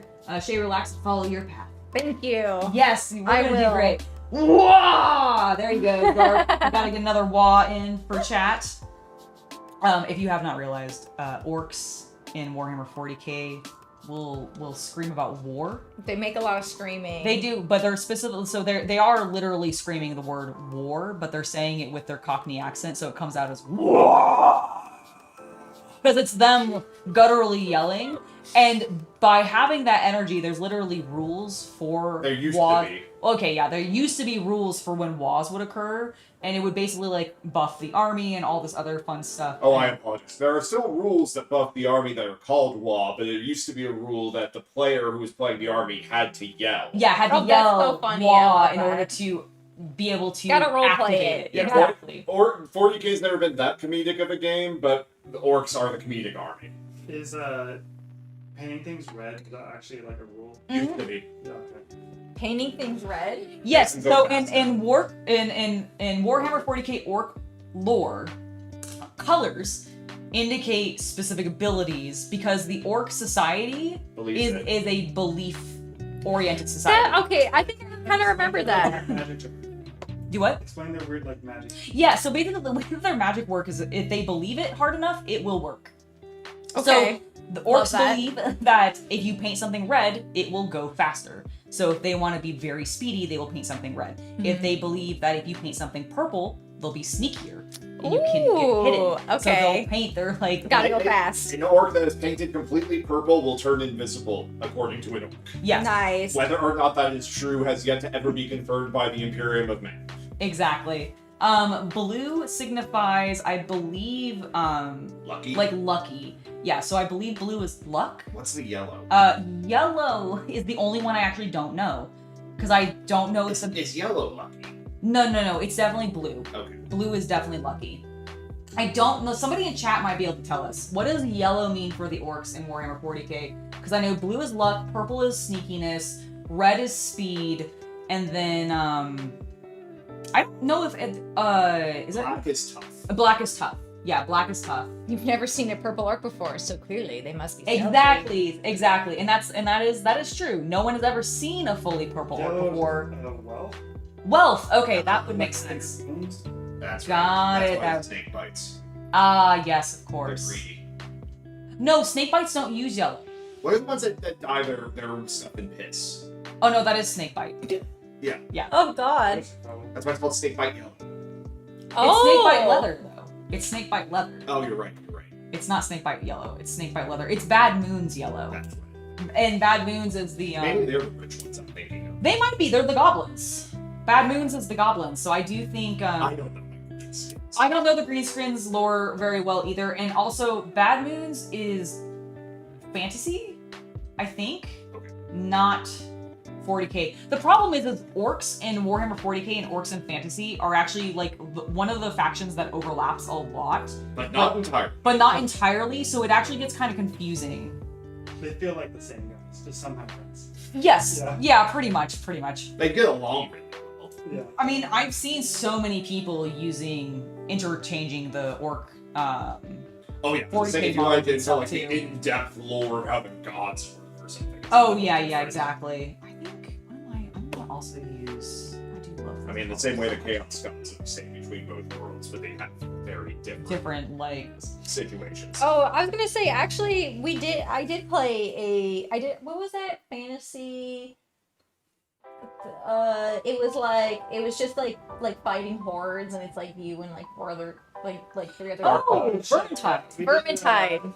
We played Yeah. Vermintide a fair amount. Nice. I just completely forgot about that and I was like, wait a second. If you've played Vermintide, you might also enjoy Darktide, which is by the exact same company that made Vermintide. It's just their 40k one, and they just got some recent updates. I don't think we played that one. Well, the initial reviews seem pretty rough. Oh, is that why? Okay. Got It's it. like a better setting though. I'd rather be shooting than like swinging a hammer forever.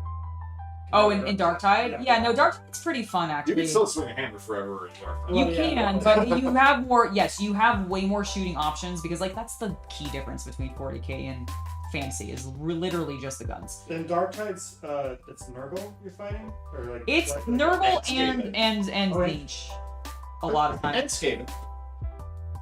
Darktide. In Oh, Dark, no, Darktide, no, sorry. yeah, no, sorry, no. In Darktide, it's you're fighting chaos. Yeah. Okay. It's mostly Nurgle, but there are it's kind of it's chaos Like some undivided. chaos It's undivided. chaos undivided with a heavy Nurgle leaning because it came out in 20. It came out when 19?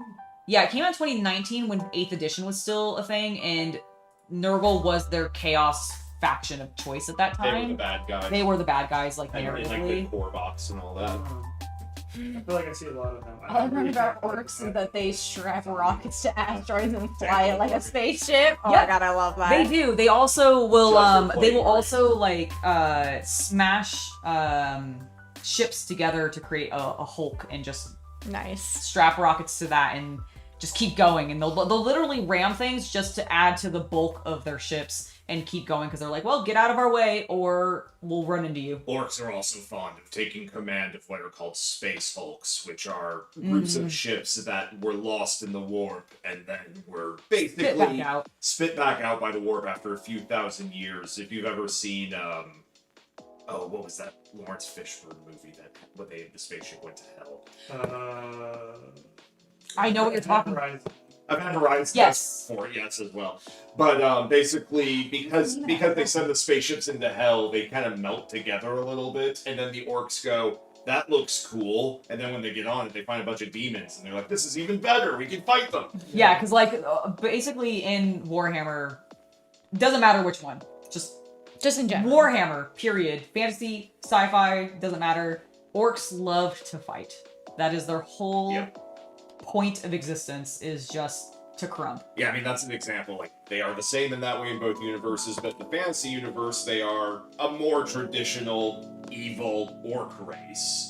In 40k, they are actually a genetically engineered weapon from 1 million years ago that the race that created them died out, and now it's just been running amok ever Oh, that's since. the lore? Okay. I thought they had like an intelligent version that knew they're dying out and took pity on them or something like that. So that's the Necrons, actually.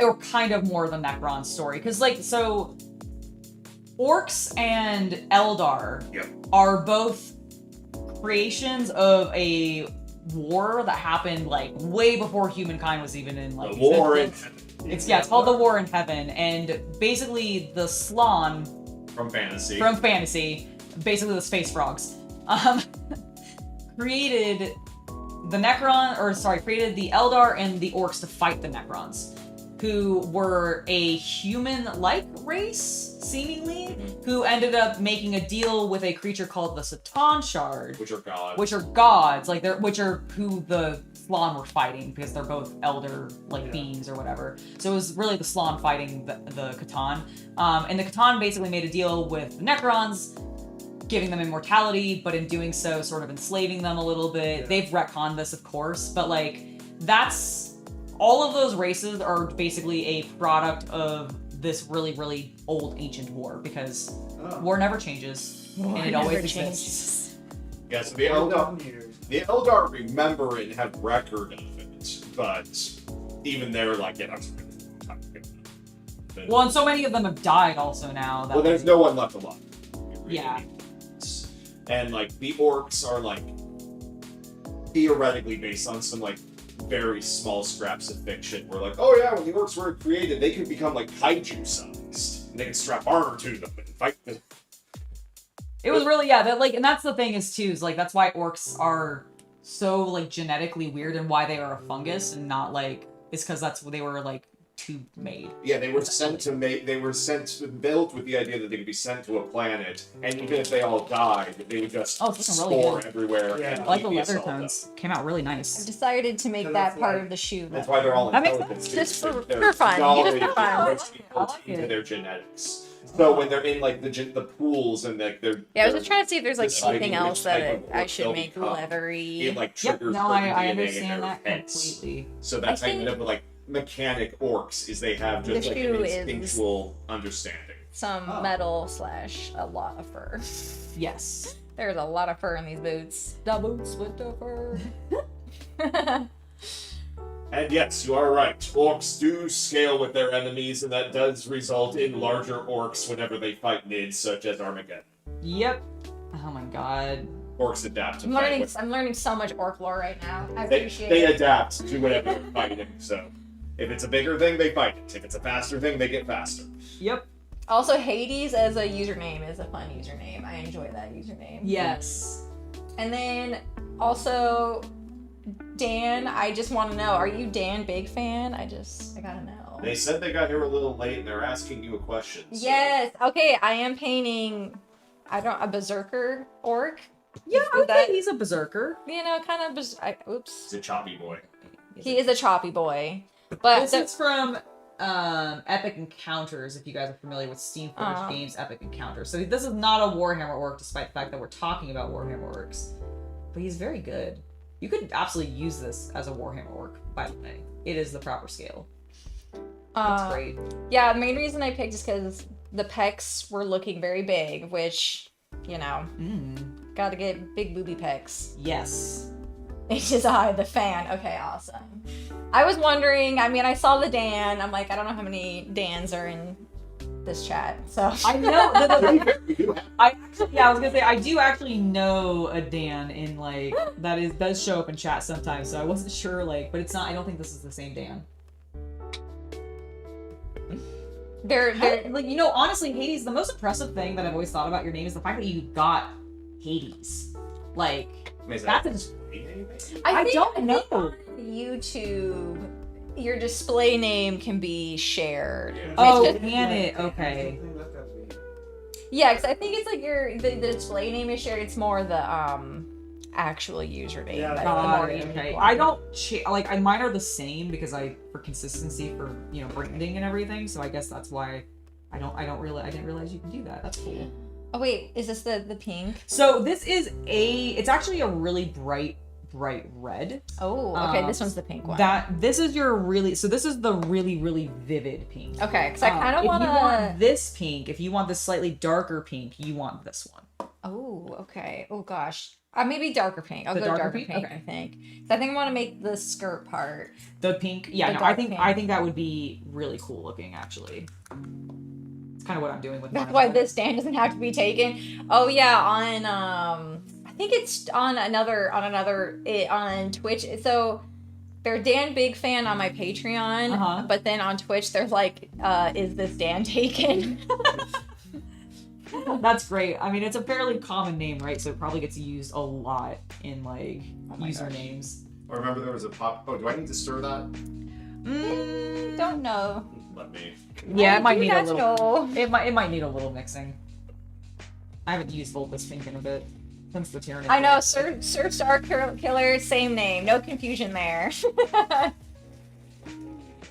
It's always really nice when you go on and you're like, okay, this is how I want to be known on the internet, and it's actually available across all the platforms with the same spacing and hyphens or whatever you end up doing. Because I have Hobby Night across basically all the socials, but I think on Twitter it's underscore, it's hobby_night. Got it. Because I believe either Hobby Night all one word or Hobby Night with a space. I can't remember if Twitter lets you do spaces now. But I understand what you mean. But yeah, so it's not exactly the same on all of them, but I try to get it as close as humanly possible, Here, hold on. just to make finding. Yes, sir. finding me Why do easier. why do the paints have a lip on the inside? Or I guess. So these ones, they do it so that you can actually just leave the pot open and use it to sort of get your paint off. So like if you dip it in and you get too much and you want to leave it there, you can do that. But it also is what causes a lot of people to accidentally go, oops, and then spill it over. So it's a catch-22 of like, some people really like it. It has its benefits. We all understand why it's there. But no one that works with Games Workshop's products likes these paint pots because every single one of us has spilt them too many times. Like, I have wasted so much paint because of these stupid pots. Like, I've gotten used to it now, but that's actually why I gave you this thing. To like, so I don't. Well, because this thing is actually Don't hold designed it. by a company to literally stabilize it so that Yeah. it won't fucking tip over. Yeah. I went ahead and added a little bit of contrast medium to that pot. Oh, because it was so old. Yeah, it's one of Yeah. our older ones. I noticed that it was a little crusty looking. Yeah, so I added some just. That makes sense. That medium makes to sense. it. It'll make it flow a little bit easier for you. Okay, got it. If the color gets old, like if the pot is old and it's been like one we've used for a while, the pigment can get extra saturated basically into there, which can be nice, but it also means your flow gets a little gunky, and it feels a little sticky almost, and it's not very pleasant to work with at that point. So that's why we're adding the medium in. Got it. You want that flow in there, like you don't want it to feel like it's sticking and not wanting to let your brush move. Right. You want it to be more watery. Yeah, watercolory exactly. Vibe. Like, the only time that I really remove as much water and moisture from my paint, like these types of paints, ever, is if I'm doing really fine, delicate detail work where I want control on like a slightly cylindrical surface. So like, Okay. because this paint on these spikes, for example, will just completely not hold to the tips and it'll all pull to the bottom and just settle there. And so if you don't want that to happen as much, that's when you want your paint brush to have less water and more pigment versus having more like equal parts water and pigment, which is what I would say you normally want when it comes to painting. But like detail work or like that kind of thing, when you're really trying to have control with these very flowy, hypersaturated colors, I think that's when you want to lessen the water. Okay. Interesting. Or at least that's been my experience with it.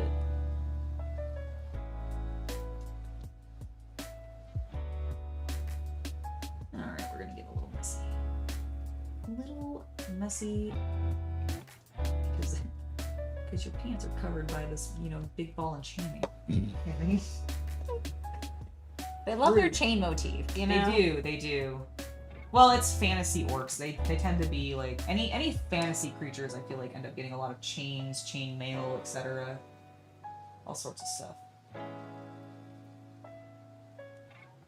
It really is. It does sound like a science, but it really does end up being a lot of gut feeling experience. Like, that's one of the reasons why I tell people who are feeling frustrated with Bad Dog, thank you so much for becoming a Hobby Night Legionnaire. It's lovely to welcome you to our community, so thank you very, very much. Thank you for joining us. But yeah, it is, you definitely want to like just practice as much as you can. Get inexpensive, cheap models. Buy them off eBay if you want to, or Facebook Marketplace. Get somebody's collection that they're just wanting to get rid of and they're selling it for $20. Get stuff that you don't care about and practice painting on those before going to your big stuff, because you'll end up getting a flow. You'll feel a vibe for it and it'll feel a bit more natural, and I honestly think most people will definitely go and start just feeling less intimidated approaching miniature painting once you start getting that practice behind you. And it's fine to practice on whatever you want, whatever miniature you want. It doesn't have to be anything super fancy, and you can always save the ones that you care about the most for that. But don't wait too long to do the ones you care about most, because you're never going to be perfect, you know? Luke is asking if you can say Gazgal. No. Oh, You Okay. can't say All right. it out loud, she'll hear it. Okay. that's true. I will Okay. hear it. If you Okay. want to try to pronounce this wonderful orc's name. Okay. Think Margaret Thatcher. That's her name. Oh God. Okay. Gospel Mag Uric Thraka.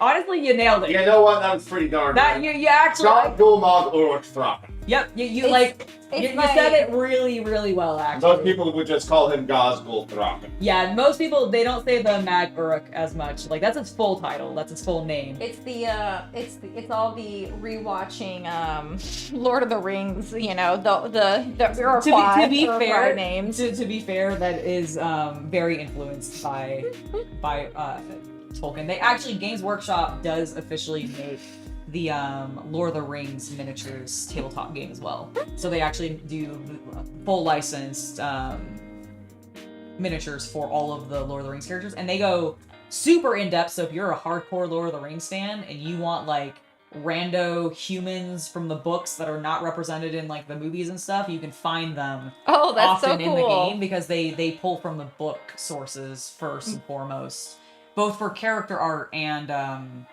just for concepts before anything else. It's actually they actually pull a lot from the Silmarillion, from my understanding. Which one?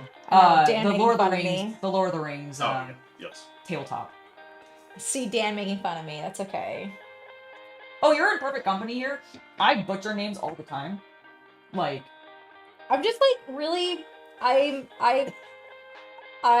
like had obviously some reading issues when I was a kid, like when I was really young. With, like, sorry, that was me choking, not laughing at you. I'm so sorry. mocking me. No, I understand. And you know, I'm not like a very good like read and then I can pronounce it person. Girl, I feel you so hard. Oh my god, I'm the same way. I cannot read something. I cannot tell you the number of times Chaos Cultist will like have me read something or like write a script for me, and I just fuck everything up because I am terrible about translating what I read into verbal words. It's so difficult. It is. I get you. I'm right there with you. I do not need to be dying through that entire Gordon, thing. Welsh is not a real language. What? Welsh is not a real language. Look at that town name, and you're telling me this is a real language? Yeah, obviously. Wait, which town? Oh. The Lawn Fair Will, and that would be tried. Lawn Fair. I know it's all in good fun, Dan. I know it's all in good fun. Damn it, I can't. I'm sorry, I can't speak Welsh to save my life. I'm assuming that's Welsh. Is it? What else would that be? I don't know.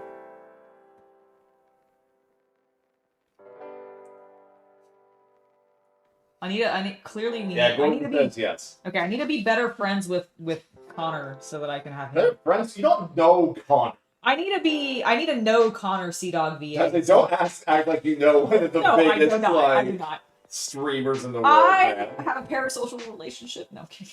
You're like, no, I know him. I He's know him. responded to me in chat before. No, I've never been in his chat. I was gonna say she would have been way louder about it. Yeah, I would have been like, oh my god, Connor noticed me. Senpai, Noticed me.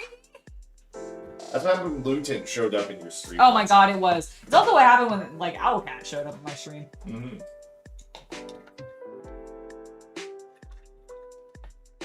Oh, it means the little village in the valley under a tree near the river. Oh, okay. It's very descriptive. Yes. Oh, and I'm supposed to explain who Gazgal Thraka is to you. Gazgal is the leader of, well, he's not the leader of all of the orcs, but he is definitely like... What? Gazgul Thraka is the biggest, the baddest orc! Orcs! True. It is. He is the biggest, the baddest, the strongest orc in Warhammer 40k. Actually, hold on. I've got a The miniature. of him. sexiest. No, you don't. Why not? When did you build him? Oh, you're right. I'm sorry. That's the 40 or the Age of Sigmar one that I painted. Yeah. That's the big boy. You painted Makari. I painted Makari. That's what I'm remembering. I'm remembering Makari. So I painted his little goblin friend. That's Orcs are the big... Orcs follow the biggest orc. Whoever's Yeah, the they're- biggest orc is the strongest orc, so they follow him. Mm-hmm. Gazgul Thraka has led the largest orc crusade in the galaxy in the last 10,000 years. And more recently, he has declared himself against Chaos because they killed his best friend / his favorite person to fight. Yep. Aww. He had a human that he really, really liked to combat against. Like, he would go to war against this guy all the time, and Chaos killed him, and so now Baraka's like, oh, it's on. You took my favorite toy away. My best friend. I loved fighting that man.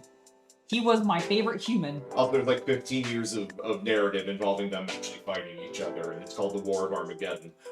And you know And what the I've second never one. done, and I should? And the Second War of Armageddon. And I think there was a third War of Armageddon now, but We're on like War 4 on Armageddon. I don't We're know. fucking back there again. Like, it's so annoying. I think that is the third. No, I think it's the 4th. Is it? I think it's the 4th. Someone in chat correct me, but I'm pretty sure it's the 4th War on Armageddon, this new one that they're going to. Which just irritates me so much. I'm like, leave Armageddon alone. It's been through enough. Leave Armageddon alone. Go find another planet. There's like billions of them in your goddamn system.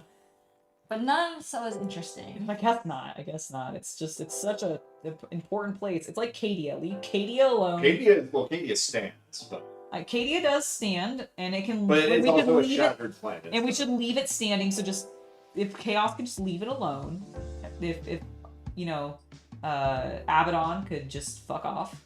The orcs don't have a home world, but it is a planet that they have been on and they continue to reproduce on. Yep. The problem with orcs is because they are literally spores. If a single orc ends up on a planet, a tribe will end up being there because the spores will they'll spread, they'll germinate, then you'll see orcs popping up all over the place, and it's like, well, an infestation has happened and there's no getting rid of it. And I actually think that's legitimately, like, canonically. Yeah, they start, like, if they actually observe, more observant and educated Imperial planets will actually destroy any mushrooms they find on their planet because of the threat. Exactly. Okay. Yes. For the fur, Mm-hmm. it's like I kind of want to do the pink, but not so strong. Should I do like? So I actually have a great solution for that. Yes, I think you should go with a different color. Can you get me the Caraburg Crimson, please? Yes. Black top wash. Yeah, I just want to call out, this will probably be your last color of the day. It is about 10 to. Yep. Oh, okay. Yeah, we'll probably go ahead and call it because we have, as much as we have been enjoying hanging out with you guys, and probably could go for longer. I do want us to get some dinner, and then we're actually going to be gaming later. So Yeah, that board game We're night. going to have a board game night, so we're going to be heading out soon. But I do think this will work well for you. So Cool. this is going to be sort of like what we did with the Seraphim Sepia for the bandages. It's going to be paler, but it is still a red. It looks really dark, but I promise it's very, very desaturated. And you Okay. can even thin it if you want to by adding a little bit water, but it's going to go on there very pale. But I think this will give you that sort of purpley pink color. And I think it'll being so strong without it being as strong, and I think that'll complement. And if it settles right next to some of those other tones, it's not going to be that big of a deal because it'll go mostly into the recesses. Because Okay. this is really not going to want to cling to those most raised edges. So try this color tone, and feel free to thin it a little bit if you want to with some water. Like, don't go too heavy, but you'll get a very nice sort of transparent pink tint. And I think if you do that, and if you decide you want to like layer it twice or something, because you put it on like really thin, I Okay. think that would work well. It would look really nice. Thank you. Yeah, no problem. I actually think I'm gonna spot shade with the same color into like my guy has like this pattern on his. Oh yeah, you're not wrong about it being. It's thin. very thin. Yeah, no, it's gonna be very thin, and it's as it dries, it's gonna even like settle down a little bit even more. So you might want to do 2 layers, but I think that'll give you the effect you might be wanting. Hades, if you are talking about a mobile port of Mechanicus, it is that is a I just went right. Oh, back right. it's on a that. single player campaign game, so it is not pay to win or anything like that. It is a single, you buy it, you play it, enjoy the story kind of game. Oh, did they put Mechanicus on mobile? Yes. Ooh. Okay, I don't really play mobile games that often because I just honestly don't like playing games on my phone. Well, you don't have many commutes. Yeah, I think that's the thing is like I just never feel like I have a point where I can. If you have Yeah. free time, you have a computer. Yeah, exactly. I'm just like I'm playing games on my computer instead. But like honestly, Mechanicus. I mean, I could just play it on my computer, but but that does sound cool because Mechanicus is a really good game. Amazing soundtrack. Amazing soundtrack. really, really good soundtrack. I listen to that like often. You've been playing Oblivion though, right? Yeah, definitely getting a lot of like memories, like being like, I remember doing this quest, I remember this, I remember that. It was, and you know what's so funny is it's like, is the amount of like, compared to like a newer game, Yes. like it's like you go into a room and then you have, it's like, but then the upstairs and downstairs are like different like loading screens, like, you know, it's a very, instead of like, compared to like a newer game, you walk into the house, you can access the whole house without like a cutscene. Exactly. Or whatever, you know what I mean? Yeah, the loading screen. Loading screen. And it was just kind of like interesting, like going through that and being like, oh man, I remember sitting at these. Dude, and they used to be really They used long. to be so long, and it's just like a blink in the eye fast now in comparison. And I was just like, yeah, this game is definitely more playable in the updated version. I don't know how I spent, I mean, I probably put like hundreds and hundreds of hours into the original one. Yep. So it was just like, man, I was a trooper just sitting through those before. We all were, because Chaos Cultist and I, we played a lot of it in our youth as well. It's actually one of the games we first bonded over. Was Oblivion. Aw, that's so cute. He had to help me with the lock picking. I hate it. You know what's so funny is I is that it's like I remember the lock picking, and it was like I was like kind of nailing the lock picking until I got to a hard lock, and I was like, oh yeah, now I Yeah, no, remember. hard locks are the ones that always fuck me up the most. I'm like, I build up my. And Jack called me over, and I just walked over and did the first attempts. I like the newer way of the like rotating and the vibrating, like I can Fallout does it. I'm sure Skyrim does too. Yeah. Yeah, no, that's. Oh yeah, the rotating. Yeah. It's more intuitive. I have a spell that's called Open Very Hard Lock, and that works on everything. So I Yes. don't really care. Well, the other thing too is like if you get your lock picking skill or your security skill just up, you You can just your lock pick never breaks. I have never gotten security to 100 before I've gotten alteration to 100. Because I could just sit there with alteration and spam. You guys have people who look down on people playing console and mobile games, like actually? I mean, if they're a console peasant, I understand.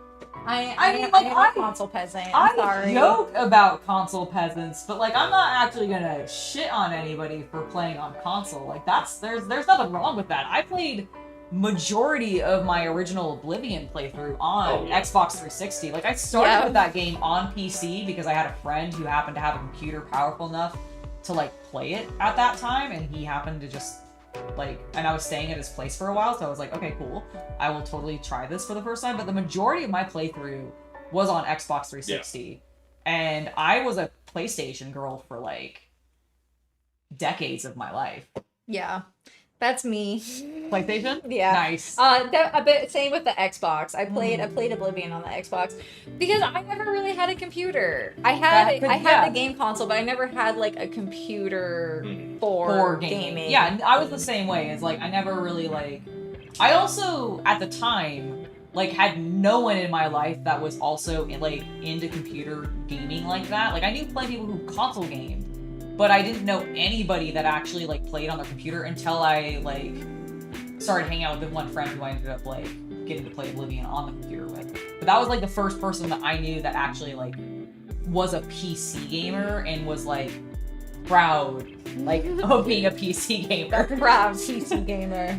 The the glowing hair of the master race. Yes, the PC master race and all of that. Yeah, no, I try not to judge players either. It's a silly thing to do, frankly. Any judgment like that in regards to on people's hobbies. Let me be I've clear. never understood Let me be that. clear. I was a mobile game designer for over 10 years. I judge all of you. Every last one. Okay. I have had enough death threats and random stuff sent my way. I will do whatever the hell I want. I mean, that's fair. You have reason to. I don't. I mean, I guess I do kind of tangentially because I've seen those death threats. But but most of the time, I'm not going to actually diss on a player for playing on a PC, mobile, or console. Because frankly, I just want people playing games and enjoying that hobby and consuming that art form because I think it's really cool. You're doing great. Just like, Oh, I love how light here. Let me show chat. yay! I went pink with it. Yeah, I like it. It makes a good point when you finish full screen the Dippy so we can see the miniature. Absolutely.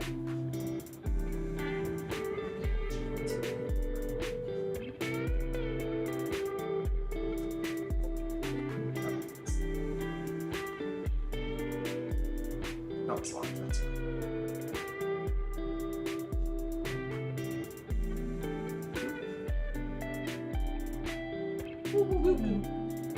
Focus.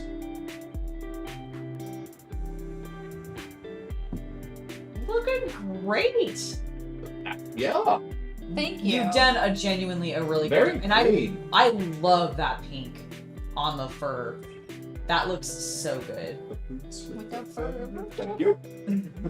Whole club's looking at her. Oh, looking excellent. No, the pinks were a good choice. I like that. I like that. The abs look great. Mm-hmm. You know, it might be a lady orc. I think it is a lady orc. Right? I was kind of getting Lady Orc vibes. I think it's a but lady I don't orc. know. Now that we've got paint on Yeah, it, those are breasts. those are breasts. She definitely is a lady. I think that's why they're covered too. It's because I think it's because like Listen, I was feeling some Lady Orc vibes from this one. And- She has hair though, right? Yeah. Yeah, she's got long hair. She's got a long braid in the back and then two braids. Oh, in the there you front. go. See, there you go. So I think it is a lady orc. There aren't girl orcs in Warhammer 40k, so There's I'm no boy orcs in Warhammer. That's right. They're genderless in Warhammer technically They're fungus. because they're fungus. Exactly.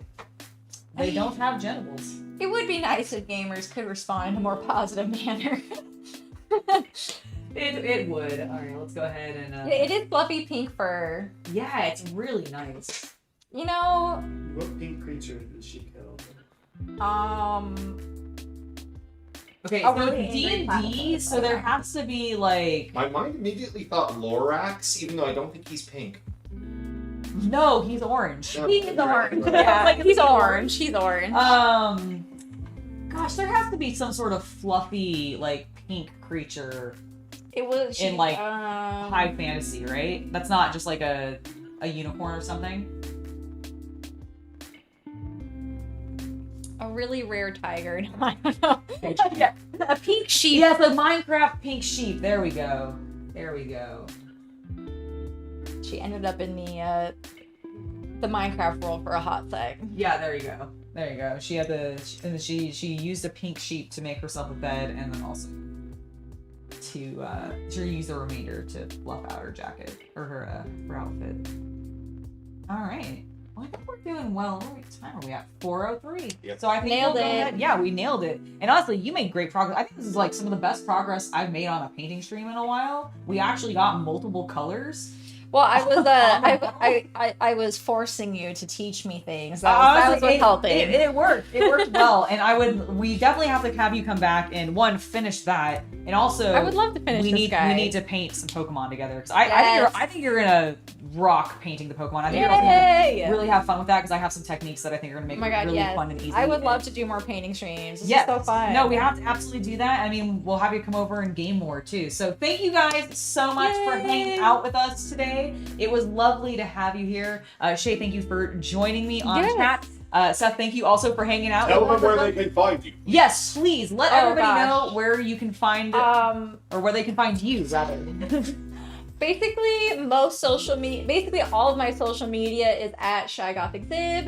And then if you're a fan of other sites, I have a Patreon, I have Fansly, I have OF, which is also under ShyGothXib, except for OF is ShyGoth Secrets. Yeah, Yeah. so you can find all the links to that, all of Shay's socials in the description below. So make sure to go check her out. Make sure to go follow her everywhere because she's awesome and you're going to love her content. And I'm hoping to have her on more as well. But we're going to go ahead and head out today because we're going to grab some dinner and then we're going to board game. Yes. And I'm super excited for that because we've picked out a couple of games. I think Whitehall is up there as one of our main ones.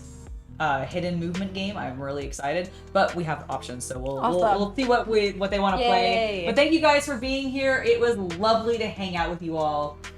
and we'll see you next time. Bye. Everybody!